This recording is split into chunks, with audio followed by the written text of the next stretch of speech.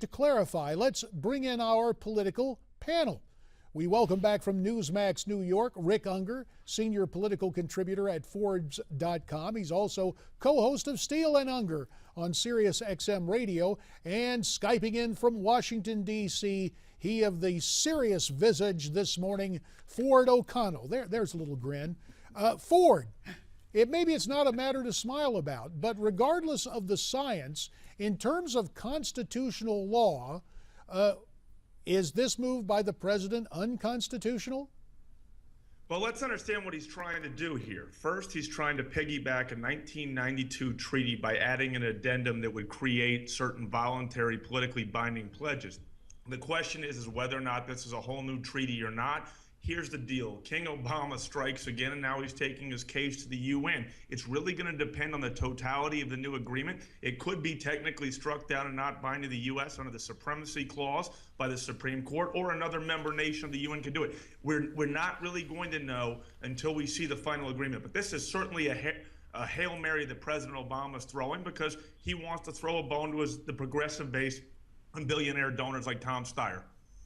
So billionaire donors, perhaps a big part of the mix here. Rick Ungar, your take on this latest action? Well, I think Ford did a pretty good job laying out what's going on here. I would quibble with one word because it's kind of important. I don't think that what's being proposed is an addendum to the treaty, because I think that would absolutely require the ratification of the Senate. I think what's being considered here to get around the Congress, no doubt, is a new agreement, which is basically lifting elements of a treaty we have going back to the early 90s, putting it in this new agreement, therefore no change, but adding some things to it that would be theoretically legally binding, but it would actually be voluntary. Your countries would volunteer to meet certain standards, and if you fail, then the rest of the world gets you, call you out, name, shame, whatever. Is it unconstitutional? I don't know. This is a really interesting case and a close call. I could see it going either way depending on a lot of things. Where I will agree with Ford is obviously an effort to get around a Senate that we know would never approve a new treaty or a treaty change. Is it legal? Is it constitutional? I think that's going to be up to the Supreme Court. As a lawyer, I could easily make the argument going both ways. Councilor Ungar, let me add one thing. When we had that discussion, I said it was an addendum, and you caught that word. You said they're trying to create a new treaty here, and as you know, you need 67. No, I didn't say a new treaty. I said new agreement. Very big difference. Well, new agreement. Big difference. We understand what they were quibbling with legal words, and the bottom line is that President Obama knows he can't get 67 votes, regardless of how it's crafted out right now, nor could he get 67 votes when Republicans take the Senate at the end of the midterm election. So, look, I agree with you. I agree. We really don't know until we see the final agreement.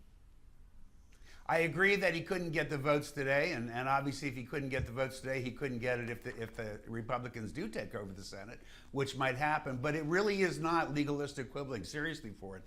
The president has authority and exercises that authority on a regular basis to enter into international agreements. There are maritime agreements. There's all sorts of things that don't rise to the level of a treaty. Because this is an area where there has been a treaty, this would probably be your best argument that in trying to circumvent the treaty, he may be going beyond his constitutional limits. And let's it's not just it's not quibbling when you say agreement versus addendum. And let's understand, whatever the faults and foibles of the Clinton administration, and in my mind there were legion problems there, even Mr. Clinton brought the Kyoto protocols before the United States Senate. And Ford, correct me if I'm wrong, I don't believe they received a single vote, did they?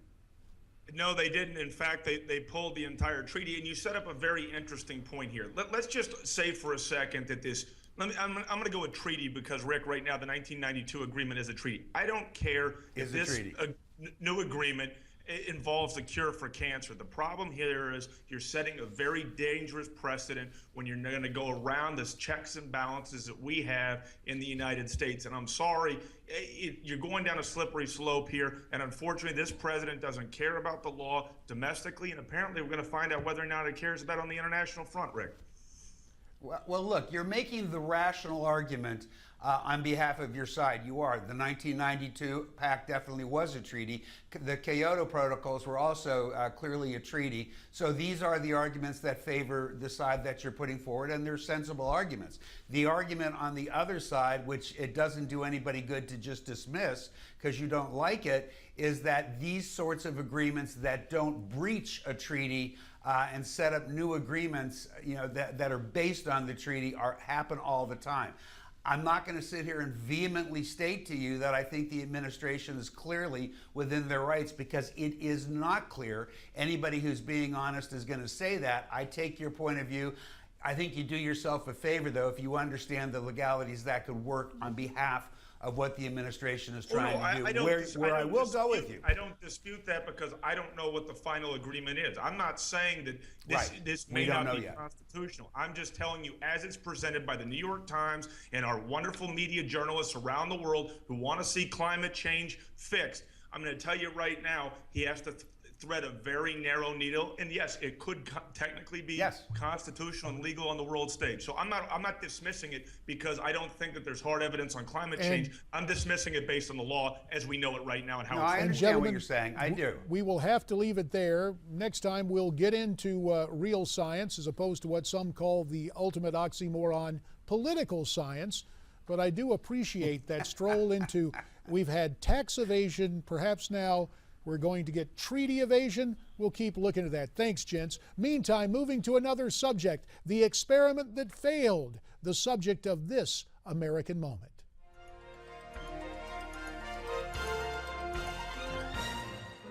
It was intended to take the roar out of America's roaring 20s, but instead its passage divided the nation and began an era of bootleggers, speakeasies, and rum-running gangsters.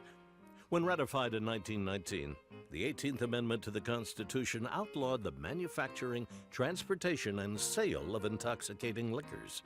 Consequently, organized crime was quick to step up and quench the thirst of an eager nation. The Volstead Act gave federal agencies the legal authority to enforce prohibition, but with an average of only 30 enforcement agents per state, the illegal liquor flowed freely. By 1925, in New York City alone, authorities estimated over 100,000 illegal bars were thriving, with customers consisting of friends, neighbors, and lawmakers alike. Still, some law enforcement became famous fighting the booze trade. One was Elliot Ness. As a top agent of the Bureau of Prohibition, Ness led a team of men known as the Untouchables. Tough and incorruptible, they brought down Chicago bootlegger and mobster Al Capone. But bowing to public pressure in his 1932 presidential campaign, Franklin Roosevelt endorsed the repeal of prohibition. It was later reported, with the Depression in full swing and national morale at rock bottom, then President Roosevelt remarked, "I think we could all do with a beer." With the passage of the 21st Amendment on December 5, 1933, Prohibition was officially repealed, making the 18th Amendment the only amendment in the U.S. Constitution repealed by the passage of another. Still, even with the repeal of Prohibition, many states chose to remain dry, the longest running of which was Mississippi, who didn't repeal their self-imposed prohibition until 1966. For Newsmax TV, I'm Bill Curtis, and this is an American Moment.